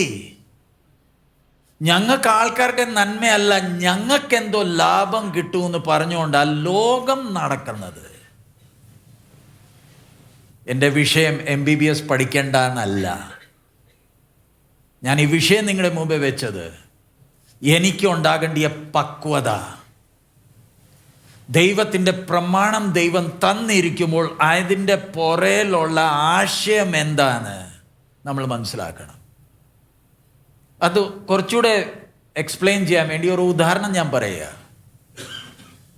കഴിഞ്ഞ മാസം ന്യൂസിൽ വന്ന ഒരു വിഷയമാണ്. ഞാൻ അമേരിക്കയിലെ ആ സ്റ്റേറ്റ് ഓർക്കുന്നില്ല. ഒരു വല്യമ്മച്ചി അവിടുത്തെ ഫാർമസി പോയി കുറേ മരുന്നുകൾ മോഷ്ടിച്ചു. പ്രായം 93 മലയാളം 93 അമ്മച്ചിക്ക് പ്രായം. അവിടുത്തെ ഫാർമസി ചെന്ന് കുറേ മരുന്നുകൾ മോഷ്ടിച്ച് പോവുമായിരുന്നു. വെളിയിൽ ഇറങ്ങപ്പിയാ പിടിച്ചേ. അമ്മച്ചി പൈസ തരണ്ട. പക്ഷെ മോഷ്ടിച്ചതായതുകൊണ്ട് പോലീസിനെ വിളിച്ചു. അമ്മച്ചിയെ അറസ്റ്റ് ചെയ്ത് ജയിലിലിട്ടുന്നേ. കോടതിയിൽ അമ്മച്ചിയുടെ ഡേറ്റ് വന്നപ്പോൾ അമ്മച്ചി ഇതേണ്ട ചങ്ങല ഇട്ടിട്ട് അമ്മച്ചി വന്ന് നിൽക്കുക. ജഡ്ജ് ചോദിച്ചു, ഈ അമ്മച്ചി 93 വയസ്സായ ഈ അമ്മച്ചി എന്തിനാ നിങ്ങൾ ചങ്ങലയിലിട്ടെ? വിഷയം എന്താ? ഫാർമസിയിൽ നിന്ന് എന്തോ ചെയ്താ? മരുന്ന് മോഷ്ടിച്ചതാ. അതിനെ അറസ്റ്റ് ചെയ്തിട്ടത്. ജഡ്ജ് ചോദിച്ചു, അമ്മച്ചി വിഷയം എന്താ? അന്നേരം അമ്മച്ചി പറയാ, സാറേ ഞങ്ങൾക്ക് പ്രായമായി, ഞങ്ങൾ പെൻഷനിലാണ് ജീവിക്കുന്നത്. എല്ലാ മാസം കൃത്യമായി പെൻഷൻ കിട്ടുമ്പോൾ അതിൽ നിന്നുള്ള പൈസ വെച്ചാൽ ഞാൻ എൻ്റെ ഭർത്താവിന് ക്യാൻസറാ. ഞാൻ ഈ ഫാർമസി ചെന്ന് ഞാൻ അവിടുന്ന് മരുന്ന് മേടിക്കുമായിരുന്നു. കൃത്യമായിട്ട് അത്രയും പെൻഷൻ ഉള്ളായിരുന്നു. പക്ഷെ കഴിഞ്ഞ 2 മാസമായി ഞങ്ങളുടെ പെൻഷൻ നിന്നു. പൈസയില്ല. എൻ്റെ ഭർത്താവിന് മരുന്ന് വേണം. ഞാൻ എന്തോ ചെയ്യും? ആരോട് പറയും? ഒടുവിൽ വേറെ ഒരു മാർഗമില്ലാത്തതുകൊണ്ട് ഞാൻ ആ ഫാർമസി ചെന്ന് ആ മരുന്ന് അവിടുന്ന് മോഷ്ടിച്ചതാ. ഞാൻ ജഡ്ജാണെങ്കിൽ ഞാൻ എന്തുമായിരിക്കും തീരുമാനിക്കുന്നത്? നിയമം മാത്രം നോക്കിയാൽ അമ്മച്ചിക്ക് എന്തോ കൊടുക്കണം? ശിക്ഷ കൊടുക്കണം. നീ മോഷ്ടിച്ചതാ. പക്ഷെ അമ്മച്ചി ആ സാഹചര്യത്തിൽ ആക്കിയത് ആര്? അമ്മച്ചിയെ മോഷ്ടിക്കുവാൻ വേണ്ടി ആ സാഹചര്യം ഉണ്ടാക്കിയത് ആര്? ജഡ്ജ് അന്നേരം എടുത്ത തീരുമാനം എന്താ? ജഡ്ജ് ഉൾപ്പെടെ ആ കോടതിയിൽ അന്ന് ഉണ്ടായിരുന്നവർ എല്ലാവർക്കും $5 പെനൽറ്റി, പ്ലസ് ആ ഫാർമസിക്ക് $1000 പെനൽറ്റി. ന്യായമാണോ അതോ അന്യായമാണോ? ചിന്തിച്ചു നോക്കിക്കേ. ഞാൻ ഈ വിഷയം പറഞ്ഞത് സർവശക്തനായ ദൈവത്തിൻ്റെ കൂടെ നമ്മൾ ഓരോരുത്തരും നിത്യതയിൽ വസിക്കേണ്ടതാ. അതൊരു ഗുരു അല്ല, ഒരു മനുഷ്യനല്ല, ദൈവമാണ്. ആ പക്വതയിൽ നമ്മൾ ഓരോരുത്തർ ഇവിടെ ഉള്ളപ്പോഴേ വരേണ്ടതാ. ഈ കോടതിയിലുള്ളവർ എല്ലാവർക്കും എന്തിനാ പെനൽറ്റി കൊടുത്തത്? നമുക്ക് എല്ലാവർക്കും ഇതിലൊരു ഭാഗമുണ്ട്. അമ്മച്ചിയെ സാഹചര്യത്തിലാക്കിയതിന് സോ ആ ജഡ്ജിൻ്റെ പക്വത ഞാൻ ഒരു ദൈവ പൈതലായിരിക്കുമ്പോൾ എനിക്ക് ആ പക്വത പ്രാപിക്കേണ്ടതല്ലയോ? എൻ്റെ ജീവിതത്തിൽ ഞാൻ എത്ര അബദ്ധങ്ങൾ കാണിച്ചു, എത്ര മണ്ടത്തരങ്ങൾ കാണിച്ചു. ആ പക്വതയിൽ ഞാൻ എന്ന് എത്തും? നമ്മൾ ഈ വചനം പഠിക്കുന്നത് എന്തിന്? ദൈവത്തിൻ്റെ സ്വഭാവം മനസ്സിലാക്കി ആ പക്വതയിൽ നമ്മൾ എന്തോ ചെയ്യേണ്ടതാ? ഞാൻ തന്നെ ഞങ്ങളുടെ അനുഭവം പറയുക. കഴിഞ്ഞ വർഷം ഹൈദരാബാദിൽ ചെന്നപ്പം എംടെക്കിന് പഠിക്കുന്ന ഒരു സിസ്റ്റർ, കല്യാണം കഴിച്ചത് 2 പിള്ളേരുണ്ട്. അവർ ഭാര്യയും ഭർത്താവ് തമ്മിൽ വിശ്വാസികളാ. കല്യാണം കഴിഞ്ഞു, 2 മക്കളുണ്ട്. പക്ഷെ രണ്ടും ഭയങ്കര പ്രശ്നമാണ്. ഹൈദരാബാദി മല്ലപ്പൂരി വന്നു എന്നെ കാണാൻ. ഞാനിരുന്ന അവരെ ഒത്തിരി കാര്യങ്ങൾ പറഞ്ഞു. പുള്ളിക്കാരത്തി തൻ്റെ വിഷമങ്ങളെല്ലാം എൻ്റെ മുമ്പേ വെച്ചപ്പോൾ ഞാൻ പറഞ്ഞു, ഞങ്ങൾ പ്രാർത്ഥിക്കാം, നീ കൂടെ നിൽക്കുക, 2 മക്കളുണ്ടല്ലോ, ഇതെല്ലാം പറഞ്ഞു. ഈ പ്രാവശ്യം ഈ ജാനുവരി 7-ാം തീയതി ഞങ്ങൾ ആ വാരങ്ങളിൽ പോയി. 2 പിള്ളേർ എൻ്റെ മുമ്പേ വന്നിക്കുക. ഒന്നിന് 3 വയസ്സുണ്ട്, പെൺകുട്ടിക്ക് 3 വയസ്സുണ്ട്, ആൺകുഞ്ഞിന് 7 വയസ്സുണ്ട്. അത് നിൽക്കുമ്പോൾ ഇവരുടെ വലിയപ്പച്ചൻ നിൽക്കുക, വലിയമ്മച്ചിയുമുണ്ട്. ഞാൻ ചോദിച്ചു, അവളെന്തേ? പാസ്റ്ററെ, ഒക്ടോബർ 20-ാം തീയതി അവൾ ആത്മഹത്യ ചെയ്തു. പിള്ളേരുണ്ട്. ഭർത്താവ് ഫ്യൂണറലിന് വന്നിട്ടും ദൂരെ നിൽക്കുക. ഞാൻ ഈ വിഷയം നിങ്ങളുടെ മുമ്പേ പറഞ്ഞത്, ഞാൻ എടുക്കുന്ന ഓരോ തീരുമാനങ്ങൾ എൻ്റെ മനസ്സ് സ്വർഗം ശ്രദ്ധിക്കുന്നുണ്ടോ? ഞാൻ ആ 2 പിള്ളേരുടെ കൂടെ അവിടെ ഇരിക്കുക. ഒരു ഫോട്ടോയും എടുത്തു. കർത്താവേ, ഞാൻ കഴിഞ്ഞ വർഷം പുള്ളിക്കാരത്തിയെ, നല്ല പഠിത്തവും നല്ല സൗന്ദര്യമുള്ള ഒരു കൊച്ചാ, ഈ ഒക്ടോബർ 20-ാം തീയതി എന്തോ ചെയ്തു? ആത്മഹത്യ ചെയ്ത് അത് പോയി. ഞാനിത് പറഞ്ഞത്, ഞാൻ എത്ര പക്വത ഇനിയും പ്രാപിക്കാൻ കിടക്കുന്നതേ ഉള്ളൂ. നമ്മൾ ദൈവത്തോട് ചോദിക്കുന്നത് വേറെ ഒന്നുമല്ല, കർത്താവേ നീ എനിക്ക് ജ്ഞാനം താ, വേറെ ഒന്നും വേണ്ട. ഈ ഭൂമിയിൽ ജീവിക്കാൻ വേണ്ടി നീ എനിക്ക് എന്തോ തരണം? എനിക്ക് ജ്ഞാനം മതിന്നേ. ഓരോ കാര്യങ്ങൾ ചെയ്യുമ്പോൾ ആ പക്വത, ആ തീരുമാനങ്ങൾ ഞങ്ങൾ എടുക്കുമ്പോൾ, ഓരോരുത്തരുടെ വിഷയം വരുമ്പോൾ, അത് ഒന്നുകൂടെ വായിച്ചേ, ആ 63 നിന്നെ ഭയപ്പെടുകയും നിന്റെ പ്രമാണങ്ങളെ അനുസരിക്കുകയും ചെയ്യുന്ന എല്ലാവർക്കും ഞാൻ കൂട്ടാളിയാകുന്നു. ഇതിവിടെ സങ്കീർത്തനക്കാരൻ എഴുതുക, ഞാൻ ദൈവത്തിൻ്റെ പ്രമാണങ്ങളെ അനുസരിച്ച് ദൈവഹിതപ്രകാരമുള്ള തീരുമാനങ്ങൾ എടുത്താൽ ദൈവവും ഞാൻ തമ്മിലുള്ള ബന്ധം എങ്ങനെ? ഇംഗ്ലീഷിലാണെങ്കിൽ കമ്പാനിയൻ, മലയാളത്തിൽ കൂട്ടാളി. ഞാനും ദൈവം ആരാ? കൂട്ടാളി. ചിന്തിച്ചേ, ഞാൻ പ്രാർത്ഥിക്കുമ്പോൾ, എൻ്റെ കൂട്ടാളിയോട് ഞാൻ സംസാരിക്കുമ്പോൾ, ഞാൻ ഇന്നലെ ഒരു ഉദാഹരണം പറഞ്ഞല്ലോ, തൃശ്ശൂരിലെ കലക്ടർ എൻ്റെ സ്നേഹിതൻ, എൻ്റെ കൂടെ പഠിച്ചവനാണെങ്കിൽ അവൻ എന്നോട് ഇത്രേ ചോദിക്കത്തുള്ളൂ, മാത്യു എന്തെങ്കിലും വിഷയമുണ്ടോടാ, പറ, നീ പറഞ്ഞാൽ മതി, ഞാൻ ഇവിടുത്തെ കലക്ടറാ, എന്തെങ്കിലും ബുദ്ധിമുട്ട് നിനക്കുണ്ടെങ്കിൽ, അല്ലെങ്കിൽ നീയുമായിട്ട് ബന്ധപ്പെട്ട ആർക്കെങ്കിലും എന്തെങ്കിലും വിഷയമുണ്ടെങ്കിൽ ഒന്ന് പറഞ്ഞാൽ മതി, ഞാൻ നോക്കിക്കോളാം. അതുപോലെ ഇല്ലയോ ഞാൻ പ്രാർത്ഥിക്കുന്ന എൻ്റെ കർത്താവ്? എനിക്ക് എത്ര വിഷയങ്ങളുണ്ട് എൻ്റെ പിതാവിനോട് സംസാരിക്കാൻ. പ്രാർത്ഥന പറഞ്ഞാൽ എത്ര അനുഗ്രഹിക്കപ്പെട്ട ഒരു അനുഭവമാണ്. ഇത് വാച്ച് നോക്കിയിരുന്ന് സ്തോത്രം സ്തോത്രം സ്തോത്രം സ്തോത്രം പറയുന്നതല്ല. എൻ്റെ കൂട്ടാളിയുമായി, എൻ്റെ സ്നേഹിതനുമായി, എൻ്റെ പിതാവുമായി ഇരുന്ന് സമയമെടുത്ത്, അപ്പച്ച ഇങ്ങനത്തെ ഒരു വിഷയമുണ്ട്, ഇതിൽ ഞാൻ എന്തുവാ ചെയ്യേണ്ടത് ഒന്ന് പറഞ്ഞതാ, എനിക്ക് അതിനുള്ള ജ്ഞാനം തന്നെ തരുമോ? ചിന്തിച്ചേ. ഇന്നിവിടെ ക്ലാസ് കഴിഞ്ഞ് നമ്മൾ വീടുകളിൽ പോകുമ്പോൾ നമ്മൾ ശ്രദ്ധിക്കേണ്ട ഒരു വിഷയം, അപ്പച്ചാ ഇനി ഞാൻ മനുഷ്യനോട് കൂടുതൽ സമയം ചെലവാക്കത്തില്ല. എനിക്ക് വാട്സാപ്പും സോഷ്യൽ മീഡിയ അല്ല, എനിക്ക് നീയുമായിട്ട് ആ അടുത്ത ബന്ധത്തിലെ ആ സന്തോഷം. അങ്ങനെയാണെങ്കിൽ ഞാൻ മറ്റവരുടെ അടുത്തൊന്ന് പോയി ഇരിക്കുമ്പോൾ അവർക്ക് എത്ര ആശ്വാസമാവും. ദൈവത്തിൻ്റെ സ്നേഹിതനായി അവൻ എൻ്റെ വീട്ടിൽ വന്ന് പ്രാർത്ഥിച്ചതേ ഉള്ളൂ, എൻ്റെ ഭവനത്തിൻ്റെ അന്തരീക്ഷത്തിനൊരു വ്യത്യാസം വന്നു. കാരണം വന്നവനാര്? സർവശക്തൻ്റെ. ഞാൻ എത്ര പേർക്ക് അനുഗ്രഹത്തിൻ്റെ കാരണമാകാം.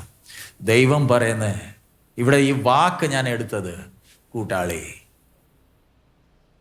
അടുത്തത് സങ്കീർത്തനം 139 139 21 22. യഹോവേ, നിന്നെ പകയ്ക്കുന്നവരെ ഞാൻ പകയ്ക്കേണ്ടതല്ലയോ? നിന്നോട് എതിർത്തു നിൽക്കുന്നവരെ ഞാൻ വെറുക്കേണ്ടതല്ലയോ? അല്ലയോ? ഞാൻ പൂർണ്ണ ദ്വേഷത്തോടെ അവരെ ദ്വേഷിക്കുന്നു, അവരെ എൻ്റെ ശത്രുക്കളായി എണ്ണുന്നു.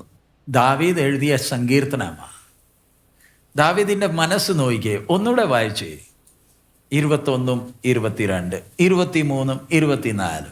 യഹോവേ, നിന്നെ പകയ്ക്കുന്നവരെ ഞാൻ പകയ്ക്കേണ്ടതല്ലയോ?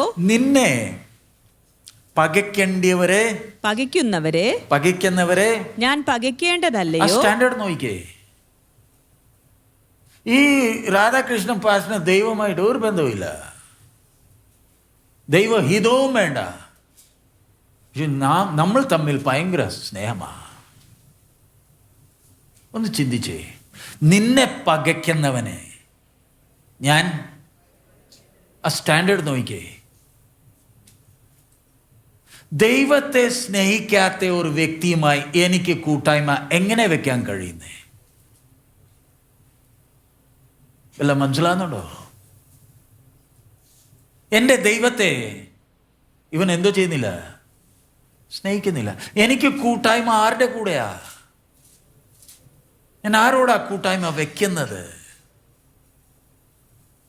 ഒന്ന് ചിന്തിച്ചേ. അടുത്തത് താഴെ പറയുന്നത്, നിന്നോട് എതിർത്ത് നിൽക്കുന്നവരെ ഞാൻ വെറുക്കേണ്ടതല്ലയോ? ഞാൻ വെറുക്കേണ്ടതല്ലയോ? അന്നേരം നമ്മൾ ഓർക്കും ഇത് ജാതികളുടെ വിഷയമാണ്. ഞാൻ എൻ്റെ ശത്രുക്കളെ ഞാൻ സ്നേഹിക്കുന്നുണ്ട്. പക്ഷെ എൻ്റെ നിലവാരം, നിനക്ക് എൻ്റെ ദൈവം വേണ്ടെങ്കിൽ എനിക്ക് നീ വേണ്ട. നീ സത്യത്തെ അറിഞ്ഞിട്ടാ ഇങ്ങനെ നടക്കുന്നത്.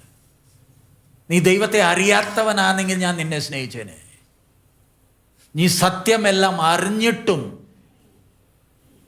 ഈ കാര്യങ്ങളെ നല്ലപോലെ മനസ്സിലാക്കിയിട്ടും നിനക്ക് ദൈവഹിതം വേണ്ട. എനിക്കും നീയുമായി ഒരു ബന്ധം വേണ്ട. കാര്യം കഴിഞ്ഞു. നിനക്ക് എൻ്റെ ദൈവമായിട്ട് ബന്ധം വേണ്ടെങ്കിൽ ഞാൻ എന്തിനാ നീയുമായി ഒരു ബന്ധം വെക്കുന്നത്? അതെനിക്ക് ക്ഷീണമാ. ഇതാരെക്കുറിച്ചാണ് ഞാൻ പറയുന്നത്? ജാതികളെ കുറിച്ചല്ല, എൻ്റെ കൂടെ ഉള്ള വിശ്വാസികളുടെ വിഷയമാണ്. നിനക്ക് ദൈവം വേണ്ടെങ്കിൽ എനിക്ക് നീയും വേണ്ട. നിന്റെ കൂടെ ഞാൻ ആ പാനപാത്രത്തിൽ നിന്ന് എങ്ങനെ കുടിക്കും?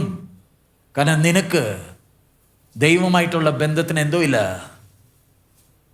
പ്രാധാന്യം ഇല്ലെന്ന്. അതിൻ്റെ താഴെ ഞാൻ പൂർണ്ണ ദ്വേഷത്തോടെ I hate them with perfect hatred. അവരെ ദ്വേഷിക്കുന്നു. അടുത്തത്, അവരെ എൻ്റെ ശത്രുക്കളായി എണ്ണുന്നു. ഞാൻ അവരെ എൻ്റെ ശത്രുക്കളായി. അതാ ദൈവത്തിൻ്റെ ഹൃദയം അനുസരിച്ചുള്ള ദാവീദിനെ കുറിച്ച് എഴുതിയേക്കുന്നത് എന്താ? ആരാ? ദൈവത്തിൻ്റെ ഹൃദയപ്രകാരമുള്ള ഒരു വ്യക്തി. എനിക്കത് കഴിയുമോ? ദൈവമായിട്ടുള്ള ബന്ധത്തെ അത് ബാധിക്കും. ദൈവത്തിൻ്റെ ശത്രുക്കൾ എൻ്റെ ആരാ? എൻ്റെ സ്നേഹിതന്മാരാ. അതും ദൈവം അല്ലെങ്കിൽ ഇത് രണ്ടും ഒന്നിച്ച് മുന്നോട്ട് പോകാൻ ഒക്കത്തില്ല. അടുത്തത് നമുക്ക് വായിക്കാം. സങ്കീർത്തനം 130 23 24 വായിക്കാം. ദൈവമേ, എന്നെ ശോധന ചെയ്ത് എൻ്റെ ഹൃദയത്തെ അറിയണമേ. എന്നെ പരീക്ഷിച്ച് എൻ്റെ നിലവുകളെ അറിയണമേ. വ്യസനത്തിനുള്ള മാർഗം എന്നിലുണ്ടോ എന്ന് നോക്കി ശാശ്വത മാർഗത്തിൽ എന്നെ നടത്തണമേ. ആ സങ്കീർത്തനത്തിൻ്റെ ആ പ്രാർത്ഥന, കർത്താവേ സെർച്ച് മീ ഓ ഗോഡ്, എൻ്റെ ഹൃദയത്തെ എന്തോ ചെയ്യേ, ശോധന ചെയ്യണമേ. അടുത്തത് search me O God and know my heart, try me and know my thoughts. മലയാളത്തിൽ എന്റെ ഹൃദയത്തെ അറിയണമേ, എൻ്റെ ഹൃദയത്തെ അറിയണമേ, എന്നെ പരീക്ഷിച്ച് എന്റെ നിലവുകളെ അറിയണമേ. എന്നെ പരീക്ഷിച്ചിട്ട് എൻ്റെ നിലവുകളെ. അതാ ദാവീദിൻ്റെ മനസ്സ്. പ്രാധാന്യം ഏതിന്? ദൈവമായിട്ടുള്ള അത് കഴിഞ്ഞിട്ടേ ഉള്ളൂ, ബാക്കിയല്ല. അത് കഴിഞ്ഞിട്ടേ ഉള്ളൂ. എനിക്ക് ബന്ധക്കാർ സ്വന്തക്കാരല്ല വിഷയം. എനിക്ക് വിഷയം ആരാ? എൻ്റെ കർത്താവ്. അത് കഴിഞ്ഞിട്ടേ ഉള്ളൂ മറ്റോരെല്ലാവരും. വായിച്ച് എസെക്കിയേൽ 16:8. എസെക്കിയേൽ 16:8.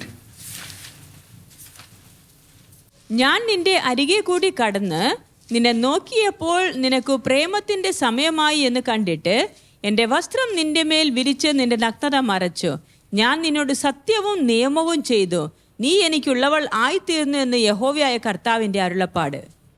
ഇവിടെ അടുത്തത് നമ്മൾ ഉദാഹരണം കാണുന്നത് ദൈവം നമ്മുടെ ഈ ബന്ധത്തെ എങ്ങനെയാണ് കാണുന്നത്?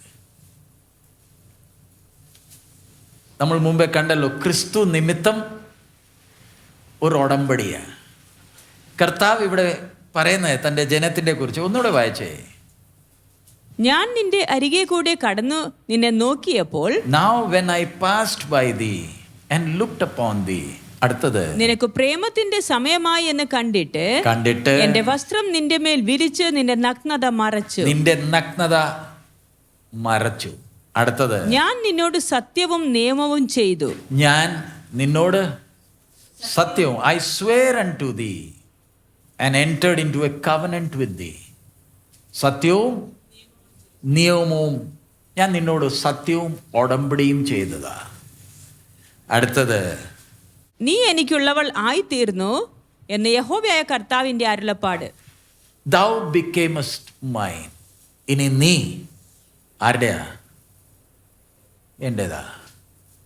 നീ എൻ്റെതാ. എൻ്റെ ജസ്റ്റ് ഒരു എക്സാമ്പിൾ, നമ്മൾ കല്യാണ ശുശ്രൂഷ നമ്മൾ കണ്ടിട്ടുണ്ടല്ലോ.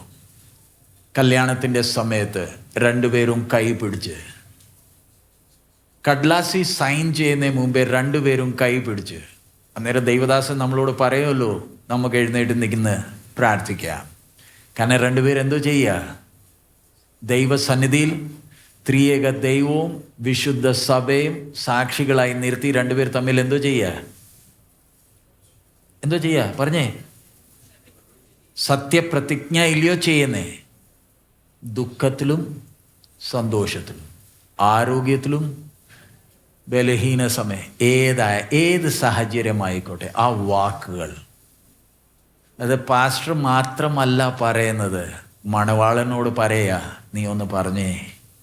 കണ്ടിട്ടുണ്ടല്ലോ, ഓരോ വാക്കുകൾ പറയുക, അത് സത്യപ്രതിജ്ഞ.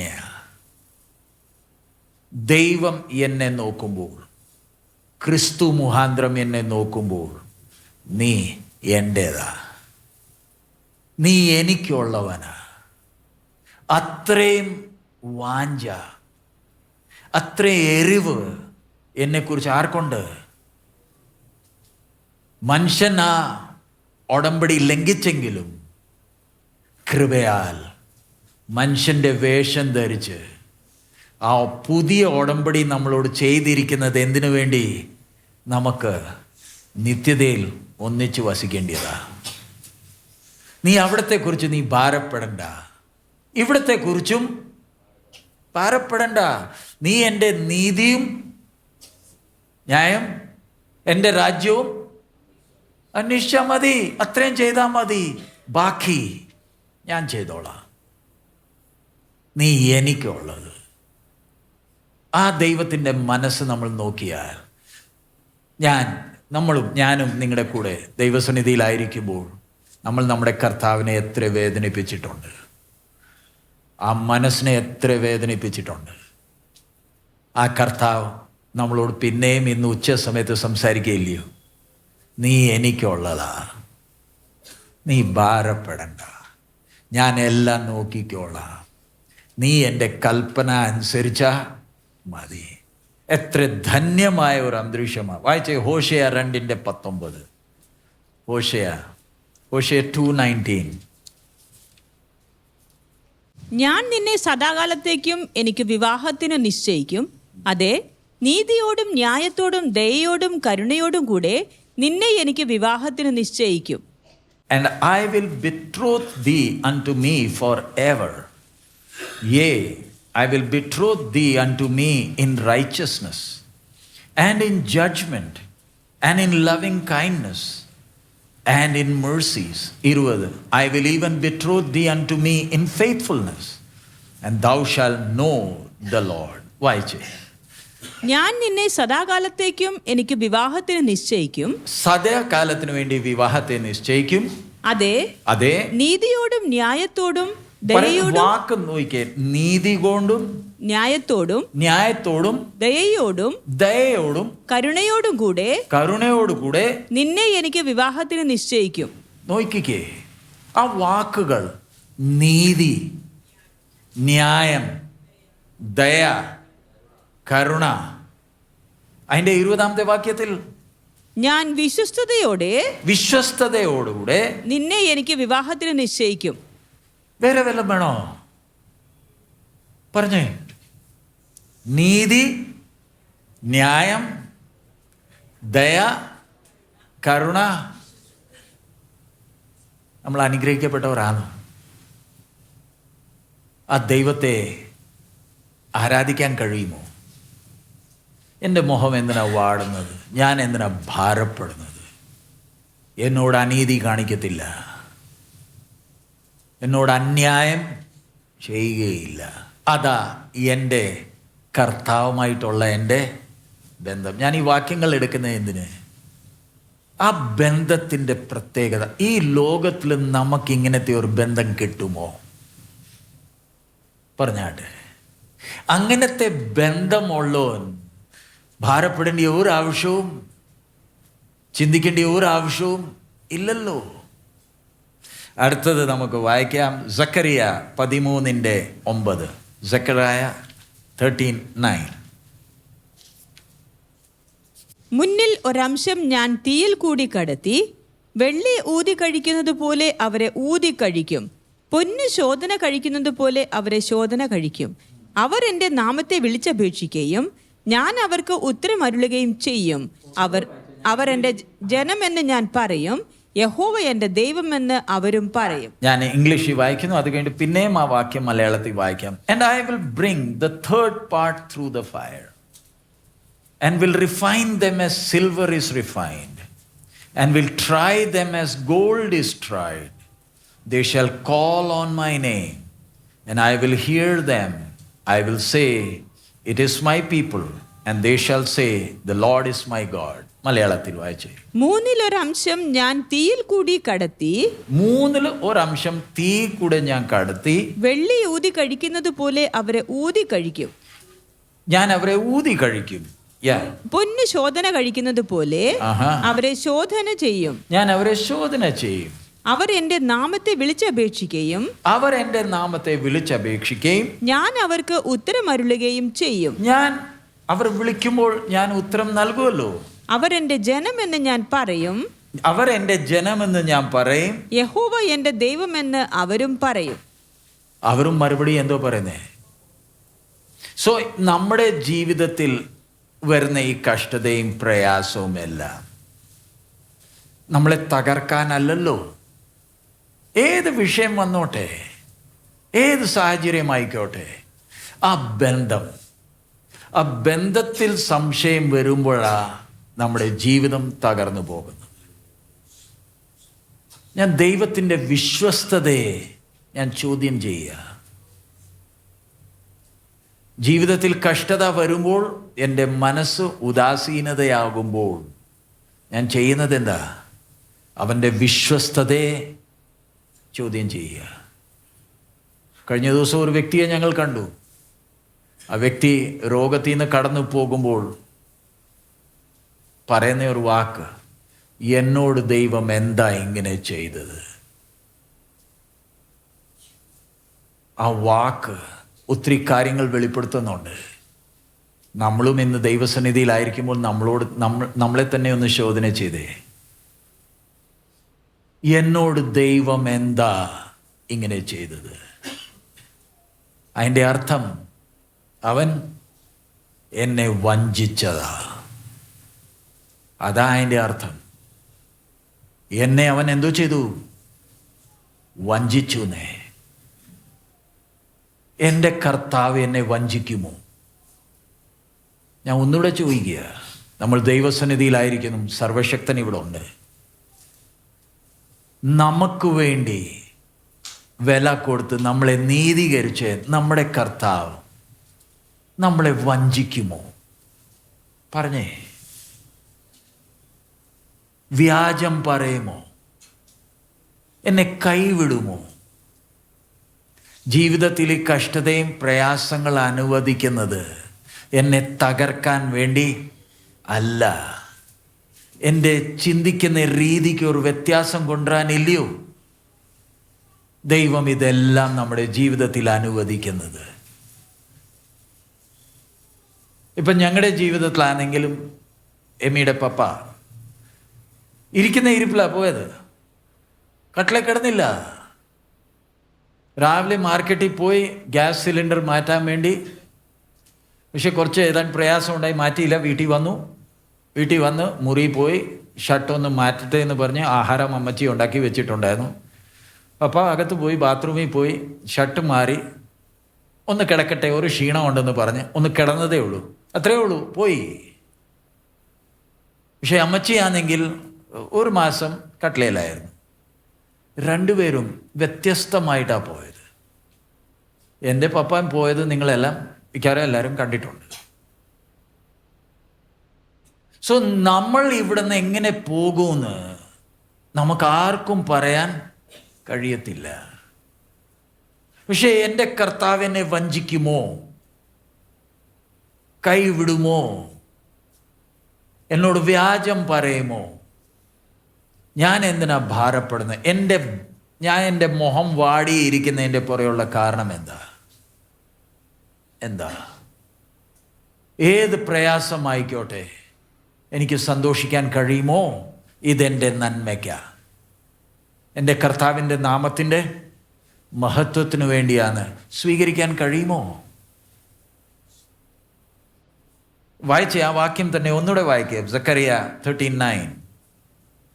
മൂന്നിലൊരംശം ഞാൻ തീയിൽ കൂടി കടത്തി വെള്ളി ഊതി കഴിക്കുന്നത് പോലെ അവരെ ഊതി കഴിക്കും. ഞാൻ ഊതി കഴിക്കും. പൊന്ന് ശോധന കഴിക്കുന്നത് പോലെ അവരെ ശോധന കഴിക്കും. അവരെന്റെ നാമത്തെ വിളിച്ചപേക്ഷിക്കുകയും ഞാൻ അവർക്ക് ഉത്തരമരുളുകയും ചെയ്യും. അവർ എന്റെ ജനമെന്ന് ഞാൻ പറയും. അവർ എന്റെ ജനമെന്ന് ഞാൻ പറയും. യഹോവ എന്റെ ദൈവമെന്ന് അവരും പറയും. അവരും എന്തുമായിരിക്കും പറയുന്നത്? യഹോവ എൻ്റെ ദൈവം. അടുത്തത് നമുക്ക് വായിക്കാം. യെശയ്യാ 54:1 മുതൽ 1 വായിക്കാം.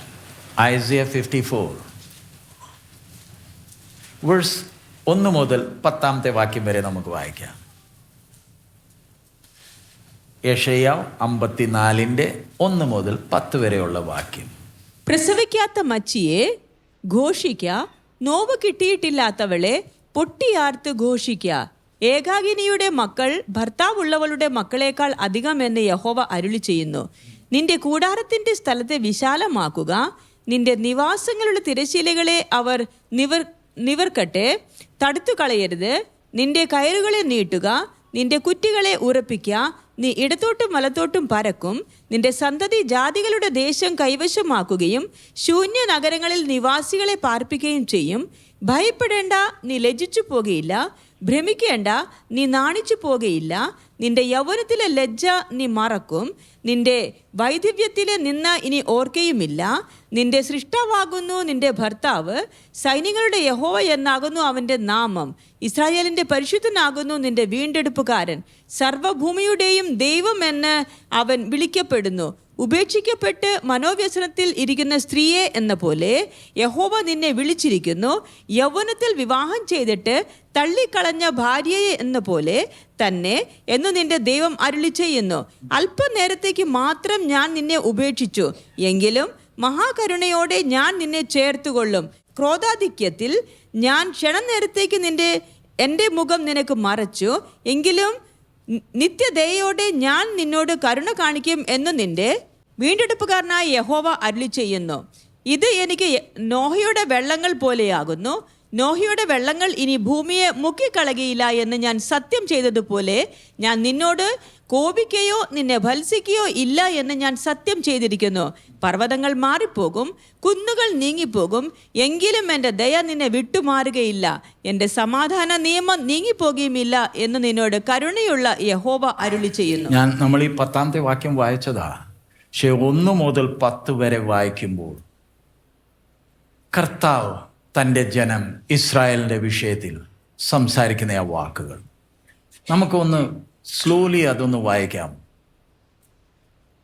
ക്രമേണ നമുക്കത് ആ ഭാഗം 1 തൊട്ട് 10 വരെ തൻ്റെ ജനത്തോട് ദൈവം സംസാരിക്കുന്ന ആ ഭാഷ 1 മുതൽ വായിക്കാം.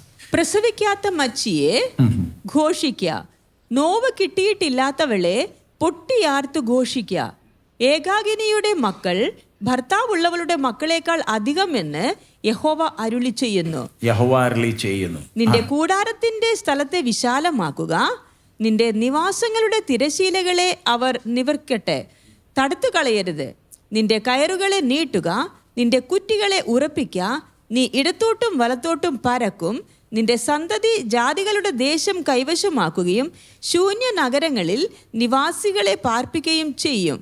ഭയപ്പെടേണ്ട, നീ ലജ്ജിച്ചു പോകുകയില്ല. ഭ്രമിക്കേണ്ട, നീ നാണിച്ചു പോകുകയില്ല. നിന്റെ യൗവനത്തിലെ ലജ്ജ നീ മറക്കും, നിന്റെ വൈധവ്യത്തിലെ നിന്ന ഇനി ഓർക്കയുമില്ല. നിന്റെ സൃഷ്ടാവാകുന്നു നിന്റെ ഭർത്താവ്, സൈന്യങ്ങളുടെ യഹോവ എന്നാകുന്നു അവൻ്റെ നാമം. ഇസ്രായേലിൻ്റെ പരിശുദ്ധനാകുന്നു നിന്റെ വീണ്ടെടുപ്പുകാരൻ. സർവ്വഭൂമിയുടെയും ദൈവം എന്ന് അവൻ വിളിക്കപ്പെടുന്നു. ഉപേക്ഷിക്കപ്പെട്ട് മനോവ്യസനത്തിലിരിക്കുന്ന സ്ത്രീയെ എന്ന പോലെ യഹോവ നിന്നെ വിളിച്ചിരിക്കുന്നു. യൗവനത്തിൽ വിവാഹം ചെയ്തിട്ട് തള്ളിക്കളഞ്ഞ ഭാര്യയെ എന്ന പോലെ തന്നെ എന്ന് നിന്റെ ദൈവം അരുളി ചെയ്യുന്നു. അല്പനേരത്തേക്ക് മാത്രം ഞാൻ നിന്നെ ഉപേക്ഷിച്ചു, എങ്കിലും മഹാകരുണയോടെ ഞാൻ നിന്നെ ചേർത്തുകൊള്ളും. ക്രോധാധിക്യത്താൽ ഞാൻ ക്ഷണനേരത്തേക്ക് എൻ്റെ മുഖം നിനക്ക് മറച്ചു, എങ്കിലും നിത്യദയയോടെ ഞാൻ നിന്നോട് കരുണ കാണിക്കുമെന്ന് നിന്റെ വീണ്ടെടുപ്പുകാരനായി യഹോവ അരുളി ചെയ്യുന്നു. ഇത് എനിക്ക് നോഹയുടെ വെള്ളങ്ങൾ പോലെയാകുന്നു. നോഹയുടെ വെള്ളങ്ങൾ ഇനി ഭൂമിയെ മുക്കിക്കളകയില്ല എന്ന് ഞാൻ സത്യം ചെയ്തതുപോലെ ഞാൻ നിന്നോട് കോപിക്കുകയോ നിന്നെ ഭത്സിക്കുകയോ ഇല്ല എന്ന് ഞാൻ സത്യം ചെയ്തിരിക്കുന്നു. പർവ്വതങ്ങൾ മാറിപ്പോകും, കുന്നുകൾ നീങ്ങിപ്പോകും, എങ്കിലും എൻ്റെ ദയ നിന്നെ വിട്ടുമാറുകയില്ല, എൻ്റെ സമാധാന നിയമം നീങ്ങിപ്പോകുകയുമില്ല എന്ന് നിന്നോട് കരുണയുള്ള യഹോവ അരുളി ചെയ്യുന്നു. സോ ഈ വാക്യങ്ങൾ, അതിൻ്റെ ആഴങ്ങൾ നമ്മൾ വീട്ടിൽ ചെന്ന് തന്നെ ഇരുന്ന് ഒന്ന് ധ്യാനിച്ചാൽ, എന്നോട് എൻ്റെ കർത്താവ് സംസാരിക്കുന്ന ആ ഭാഷ, ആ വാക്കുകൾ, ഒരു വിഷയം, നമ്മുടെ കർത്താവ് ക്രൂശിൽ ആ അന്ത്യനിമിഷങ്ങളിൽ ശരീരത്തിൽ എത്ര വേദനയുണ്ട്, രക്തം മിക്കവാറും മുഴുവനും അങ്ങ് ഒഴുകിപ്പോയി, ഉറങ്ങിയിട്ടില്ല. എത്ര വേദനയുണ്ടെങ്കിലും ആ അന്ത്യനിമിഷങ്ങളിൽ അലറി പറഞ്ഞല്ലോ, സകലവും. അവിടെ നിൽക്കുന്നവർക്ക് പിടികിട്ടിയില്ല. പക്ഷേ ആ വാക്കുകൾ അലറുന്ന വ്യക്തിക്ക് ആ ബലം എവിടുന്ന് കിട്ടിയെന്നേ? സകലവും നിവൃത്തിയായെന്ന് പറയുമ്പോൾ അതിന് ജസ്റ്റ് നമ്മൾ തിരിഞ്ഞൊന്ന് നോക്കിയാൽ, ഏദൻ തോട്ടത്തിൽ മനുഷ്യൻ ആ ഉടമ്പടിയെ ലംഘിച്ച് ദൈവത്തിൻ്റെ ശത്രുവായി മാറി. അന്ന് മുതൽ ഈ ക്രൂശിൽ മരിക്കുന്ന നിമിഷം വരെ ദൈവത്തിൻ്റെ മനുഷ്യനോടുള്ള ഇടപെടൽ ഒന്ന് ധ്യാനിച്ചാൽ മതി. ദൈവം എങ്ങനെ ഭാഗമായി തന്നെ വെളിപ്പെടുത്തി. മനുഷ്യനെ തോട്ടത്തിൽ നിന്ന് വെളിയിൽ ഇറക്കുമ്പോൾ ആ തോലങ്കി ഇടിപ്പിച്ചത് മാത്രമല്ല, ഒരു സമയം വന്നു, പാപം വർദ്ധിച്ചു. സകല മനുഷ്യരെ കൊല്ലാൻ വേണ്ടിയുള്ള ആ പ്രവൃത്തി നമ്മൾ കണ്ടല്ലോ. നോഹയുടെ സമയത്ത് എന്തോ ചെയ്തു? ജലപ്രളയം വന്നു.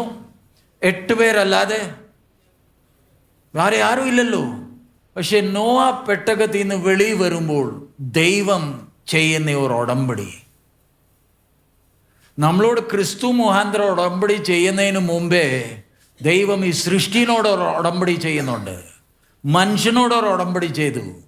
ഞാൻ നിന്നെ ഇനി ഈ സൃഷ്ടിയെ എന്തോ ചെയ്യത്തില്ല, ഇനിയും ഞാൻ തകർക്കത്തില്ല. മനുഷ്യനോട് ഉടമ്പടി ചെയ്തല്ലോ. അത് കഴിഞ്ഞിട്ട് കുറേ നാൾ കഴിഞ്ഞപ്പം ഒരുവനെ വിളിച്ചു. പേര് ഊരിന്ന് ഒരാളെ വിളിക്കുക. പേരെന്താ? അബ്രഹാം. അബ്രഹാമിനെ വിളിക്കുമ്പോൾ അബ്രഹാമിൻ്റെ സന്തതിയുടെ വിഷയത്തിൽ ഉടമ്പടിയുണ്ട്. ആ വാഗ്ദത്ത നാടിനെ കുറിച്ച് ഒരു ഉടമ്പടിയുണ്ട്. അത് കഴിഞ്ഞിട്ട് പിന്നെ നമ്മൾ ഇസ്രായേൽ ജനത്തെ നോക്കുമ്പോൾ സീനായി മലയിൽ ദൈവം ഇസ്രായേൽ മക്കളോട് എന്താ ചെയ്യുക? ഉടമ്പടി ചെയ്തല്ലോ. ദാവീദിൻ്റെ ഗൃഹത്തോട് ദൈവം ഉടമ്പടി ചെയ്ത്. ഇതോരോ ഉടമ്പടികൾ ചെയ്ത് തക്ക സമയത്ത് മനുഷ്യനെ വീണ്ടെടുക്കാൻ വേണ്ടി സ്വന്തം പ്രാണനെ അർപ്പിച്ചിട്ട അലറുന്നത്. സകലവും നിവൃത്തിയായി. നമ്മളിവിടെ ഒരു വിഷയം ധ്യാനിക്കണം. അത് കഴിഞ്ഞിട്ട് നമുക്ക് പ്രാർത്ഥിക്കാം. ആ പാനപാത്രത്തെ നോക്കുമ്പോൾ 2 കാര്യങ്ങളുണ്ട്. അത്രയും ശ്രദ്ധിച്ചിട്ടില്ലെങ്കിൽ അടുത്ത പ്രാവശ്യം കർത്തൃമേശയിൽ പങ്കെടുക്കുമ്പോൾ ശ്രദ്ധിച്ചോണം. പാനപാത്രത്തിൻ്റെ അകത്ത വീഞ്ഞ്, ആ വീഞ്ഞ് കർത്താവായ യേശുവിൻ്റെ രക്തത്തിൻ്റെ നേള്. ആ പാനപാത്രം പുതിയ ഉടമ്പടിയുടെ നേള്. ഈ 2 കാര്യം ശ്രദ്ധിക്കണം. രക്തത്തിൻ്റെ അടയാളം എന്തുവാ? ഞാൻ എൻ്റെ കയ്യിൽ പിടിക്കുന്ന ആ പുതിയ ഉടമ്പടിയാ, അതിൻ്റെ നേള. പക്ഷെ ഞാൻ കുടിക്കുന്നത് ആ രക്തത്തിൻ്റെ എന്താ ഇത്? ഓർമ്മയ്ക്കായിട്ടില്ലയോ നമ്മൾ ആ വീഞ്ഞു കുടിക്കുന്നത്? ക്രിസ്തു വന്ന് ചെയ്ത 2 പ്രവൃത്തികൾ നമ്മൾ ശ്രദ്ധിച്ചോണം. ആദ്യത്തെ ഉടമ്പടി ലംഘിച്ചുകൊണ്ട് പാപമില്ലാത്തവന് നമ്മുടെ പകരമായി എന്തോ ചെയ്യേണ്ടി വന്നു? നമുക്ക് വേണ്ടി എന്തോ ചെയ്യേണ്ടി വന്നു? സ്വന്തം പ്രാണനെ നമുക്ക് വേണ്ടി. ഓർത്തോണം, ഞാൻ ഇന്ന് ദൈവസന്നിധിയിലായിരിക്കുന്നത് കാരണം പാപം അറിയാത്തവൻ പാപമായി എൻ്റെ പകരമായി എന്തോ ചെയ്തു? സ്വന്തം ജീവനെ കൊടുത്തോണ്ടാ. അത് കഴിഞ്ഞിട്ടാ ഞാനുമായി ദൈവമായിട്ട് എന്തോ വന്നേ? പുതിയ. സോ ഞാൻ ഇതെല്ലാം അറിഞ്ഞിട്ടും ദൈവത്തിൻ്റെ പ്രമാണത്തെ ലംഘിച്ചാൽ ഇനിയും രക്ഷപ്പെടാൻ വേറെ മാർഗമുണ്ടോ? നമുക്ക് മനസ്സിലാകുന്നുണ്ടോ? ആദ്യത്തെ ഉടമ്പടി ലംഘിച്ചപ്പം ഒരുത്തൻ എന്തോ കൊടുക്കേണ്ടി വന്നു? സർവശക്തൻ മനുഷ്യന്റെ വേഷം ധരിച്ച് നമുക്ക് വേണ്ടി സ്വന്തം വില പറഞ്ഞാൽ എന്താ? സ്വന്തം ജീവനെ കൊടുത്തുന്നേ.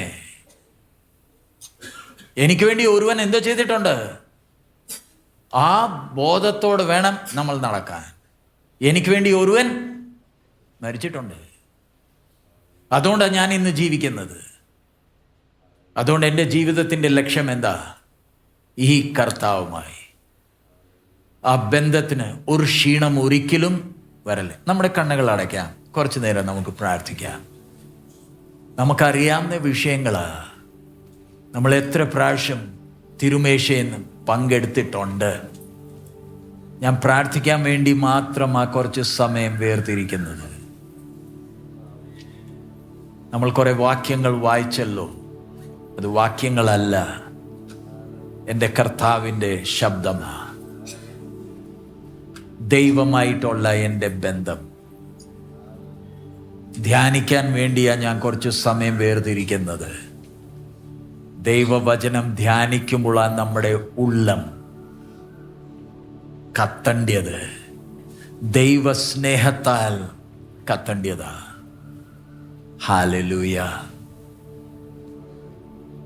Hallelujah, hallelujah.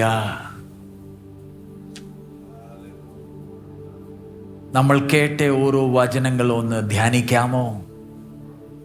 വേദോസ്തം തുറക്കാതെ തന്നെ വായിച്ച വാക്യങ്ങൾ. ഹല്ലേലൂയ. ഞാൻ നിങ്ങളുടെ മുമ്പേ രണ്ടുപേരെ നിർത്തി.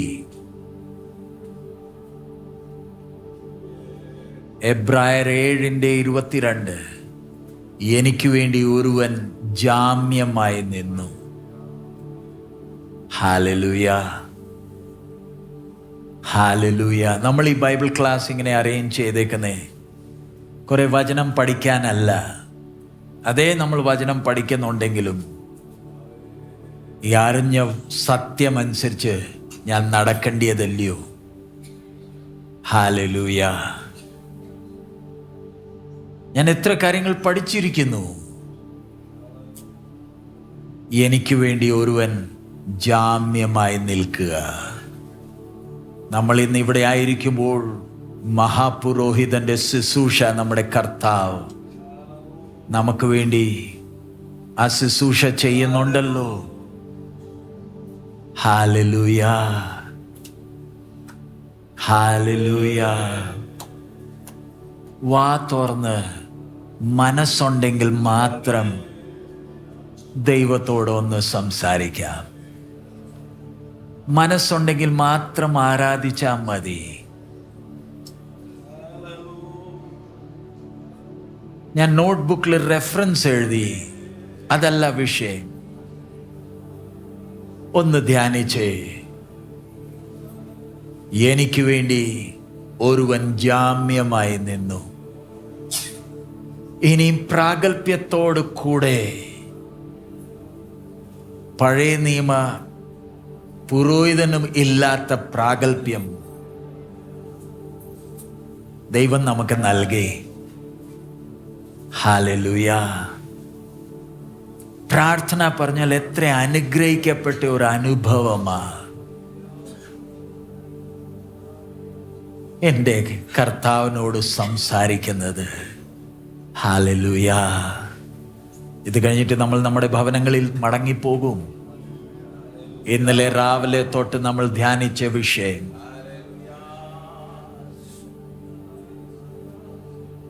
സഹോദരന്മാരെ, നിങ്ങളുടെ വിളി. ഹല്ലേലൂയ. കർത്താവേ സ്തോത്രം, സ്തോത്രം. ആ ബന്ധം. ഹല്ലേലൂയ. നിന്നെ അനുഗ്രഹിക്കുന്നവനെ ഞാൻ അനുഗ്രഹിക്കുന്നേ. ഹല്ലേലൂയ. സ്തോത്രം. നിന്നെ ശപിക്കുന്നവനെ ഞാൻ ശപിക്കുന്നേ. ഹല്ലേലൂയ. നീ എന്റേതാ.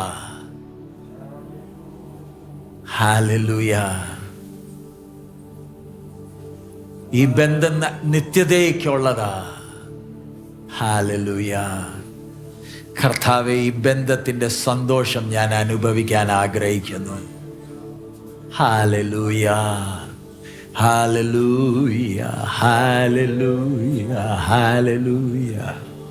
ഇതുവരെ പരിശുദ്ധാത്മാവിന്റെ നിറവ് പ്രാപിച്ചിട്ടില്ലെങ്കിൽ ഇന്നൊരു നല്ല അവസരമാ.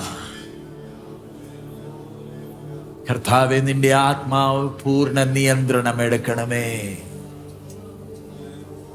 യവനക്കാരിവിടെ ഇരിക്കുമ്പോൾ നിങ്ങളും പരിശുദ്ധാത്മാവിന്റെ ആ നിറവ് പ്രാപിച്ചിട്ടില്ലെങ്കിൽ ഒന്ന് പ്രാർത്ഥിക്കാമോ? കർത്താവേ, എനിക്കും നിന്നെ പ്രസാദിപ്പിക്കുന്ന ഒരു ജീവിതം ജീവിപ്പാൻ ആഗ്രഹിക്കുന്നു. നിന്റെ ആത്മാവിന്റെ പൂർണ്ണ നിയന്ത്രണം എടുക്കണമേ. യാചിച്ചാൽ ഈ നിമിഷം, നാളെ അല്ല, നാളെ ഞായറാഴ്ചയല്ല, ഈ നിമിഷം ദൈവത്തിൻ്റെ ആത്മാവ് നമ്മുടെ ഹൃദയത്തിൽ മുമ്പേ തന്നെ വസിക്കുന്നുണ്ട്. ഏൽപ്പിച്ചു കൊടുത്താൽ മതി. ഹല്ലേലൂയ. കർത്താവേ സ്തോത്രം, സ്തോത്രം. ഹല്ലേലൂയ. നഷ്ടപ്പെടുത്തിയ സന്തോഷം ഇന്ന് നമുക്ക് മടങ്ങി പ്രാപിക്കാം. ദൈവത്തിൻ്റെ കൽപ്പന, ഇതുവരെ സ്നാനപ്പെട്ടിട്ടില്ലെങ്കിൽ താമസം എന്ത്? അതൊരു കൽപ്പനയല്ലയോ? ചിന്തിക്കേണ്ട ഒരു വിഷയമല്ല. എനിക്ക് വേറെ ആരുടെയും അനുവാദം വേണ്ട. ഇത് ഞാനും എൻ്റെ സൃഷ്ടിതാവ് തമ്മിലുള്ള ബന്ധത്തിൻ്റെ വിഷയമാണ്. വേറെ ആരെയും ഞാൻ ഇതിൻ്റെ അകത്ത് കടത്താൻ ഞാൻ സമ്മതിക്കത്തില്ല.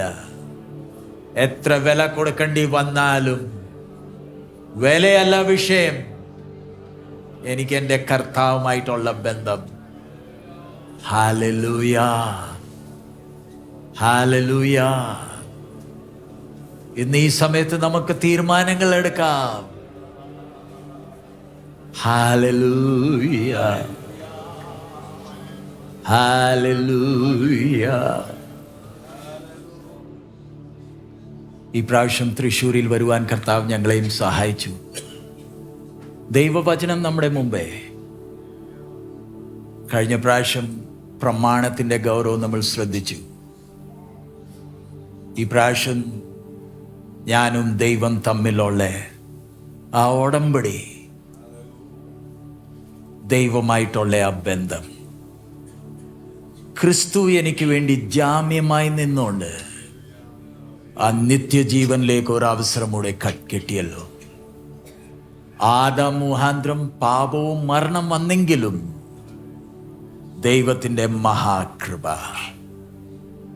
ത്രിയേകനായിട്ട് വെളിപ്പെട്ട്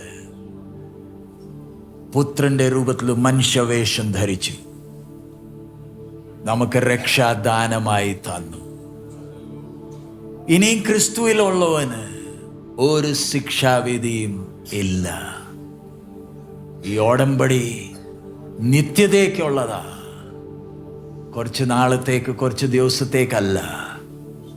ദൈവം നമുക്ക് തരുന്ന ആയുസ്, കർത്താവിൻ്റെ വരവ് താമസിച്ചാൽ ഈ ബന്ധത്തിൽ നമുക്ക് ഇനി നമ്മുടെ ജീവിതത്തിൻ്റെ ഓട്ടം തികയ്ക്കാം. ഈ ബന്ധത്തിന് ഒരിക്കലും ഒരു ക്ഷീണം വരല്ലേ.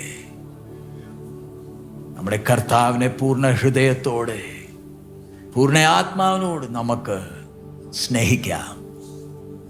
ദൈവനാമത്തിൻ്റെ മഹത്വത്തിനു വേണ്ടി നമുക്ക് ജീവിക്കാം. അതിൻ്റെ അപ്പുറം വേറെ ഒന്നുമില്ല. ക്രിസ്തുവിൻ്റെ ആ ശ്രേഷ്ഠത നിമിത്തം ലാഭമായതെല്ലാം ഛേദമായി എണ്ണി.